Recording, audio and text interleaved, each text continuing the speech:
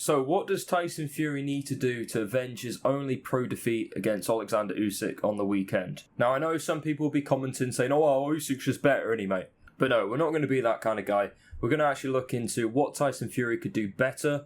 Not necessarily means he's going to win the rematch, but what can improve his chances of beating Usyk the second time around. Now, in my opinion, one of the most crucial things he can do, which would probably be possibly the hardest thing for him, considering it's his own dad, but get rid of John Fury straight away. I mean, just look at this image here. You've got Andy Lee, Sugar Hill Stewart, who are the two brains behind the operation here. They should be the only people speaking. They've got bags and bags of experience. They know what they're talking about. And then you've got John, who is obviously a stronger personality than Andy Lee and Sugar Hill Stewart, who are a lot more laid back and reserved. So it just results in a shouting match where John just talks over them, doesn't allow Sugar Hill or Andy Lee to get their point across. And from Tyson Fury's perspective, how can he even process all that information when he's got three people shouting advice at him in the biggest fight of his life? Not to mention all the bullshit fight week antics that John Fury brings. And overall, there's just no need for him to be there. He's not adding anything. And in a fight like this, you need calm and composed people, not people that are emotionally involved like John Fury. And obviously he will be, that's his son. But I just don't see the upside of having John there. Now, the next thing Tyson can do is to stop Usyk dictating where the fight goes. What was evident from even round one was Usyk was dictating the fight. He took the centre of the ring, much like what Fury should have done. And for basically the entire fight, Fury struggled to keep Usyk at bay. I thought his jab would be much more effective. He's obviously got the longer arms, and that is just credit to Usyk that he's managed to walk down a fighter who is so much bigger than him. And the size does have to be mentioned, because I know it's been mentioned a million times in the lead up to this fight, but this kind of reminded me of like a much more higher end Nikolai Valuev versus David Haye.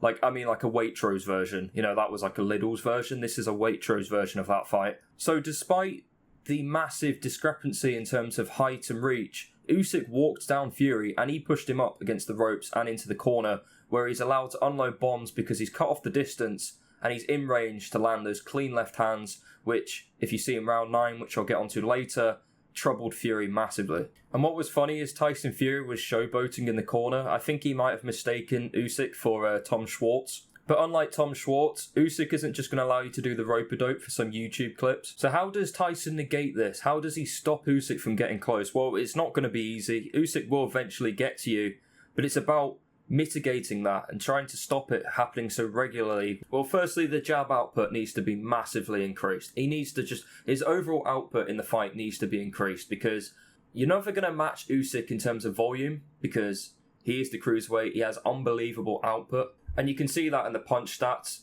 Usyk was dominating Fury. So Fury's overall output needs to increase massively in the rematch. The jab needs to be popping out a lot more. Now this moves me on to my third point, and it is the mentality change needed to win this fight for Tyson. He cannot allow Usyk to take the centre of the ring and start the argument. And what I mean by starting the argument is setting the pace, starting the first engagement in the fight. And a prime example of this is the start of round 2. Just look how Usyk starts this round. He rushes straight into the centre of the ring and he lands a beautiful left hand that rocks Fury a little bit. And it's the mentality of Usyk to do so, to think, right, I'm going to actually dictate the fight. I dictate where you go. And I don't care if you're the bigger man. I'm going to push you back and land my shots. You see, when Fury got more success was in the 6th round, where he's standing in the pocket with Usyk, throwing body shots, throwing uppercuts, stopping Usyk from getting close by smothering him. And he could be successful because he has room to manoeuvre, whereas if he's getting pushed up against the ropes, he's got really nowhere to go. He's a sitting duck. He's an easy target for Usyk.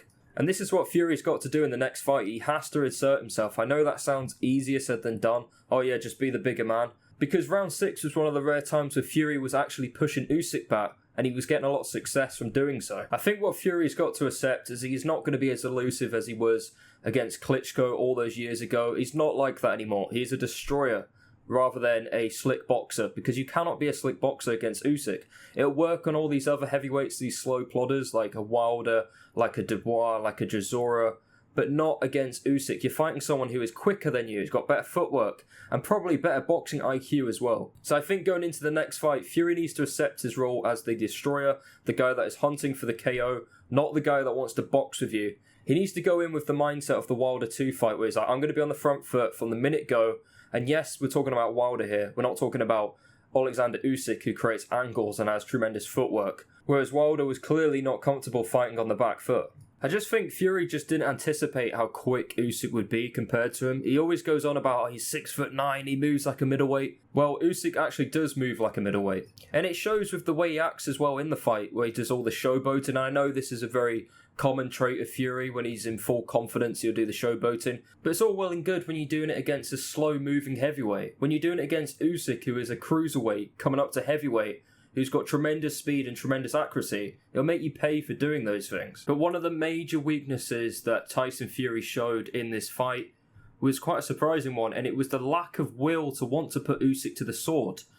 When Fury was at his best, it was when he was landing uppercuts at will. I think from round 5 to round 7 were Fury's best work in my opinion. Uppercuts, body shots, and in between those rounds, you could see that it was getting to Usyk. It truly was actually affecting him. But where was that bullish mentality that you had with a Wilder? Was it he just had too much respect for Usyk and what was coming back? I mean, he took a hell of a lot of shots against Usyk, but I just think he lacks that mentality. And the whole premise of this video is that the mentality needs to change massively in the next fight in order to beat Alexander Usyk. He has to press the issue. If that means he's going to get knocked out, then so be it, because ultimately Usyk's going to pick you off like he did in this fight, and he'll get to you eventually, so you've got to get to him first.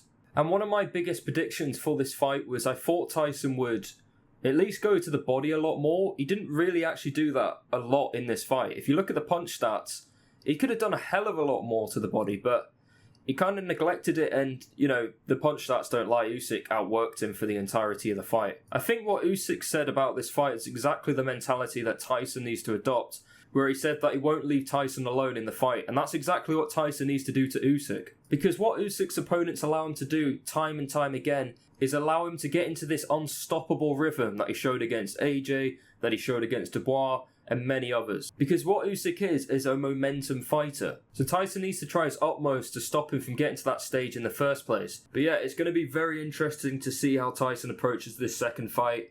We know that it's basically done. It's going to happen in October unless Usyk decides to retire, of course. But listening to Frank Warren on TalkSport, it looks like Tyson has activated the rematch. So it's going to happen. And at least it wasn't a one-sided beatdown. So there is actually some excitement for the rematch. I think Usyk would do it again, but I'm very, very interested to see how the mentality switches, and if it does at all, because it needs to, in order for Tyson to win this fight.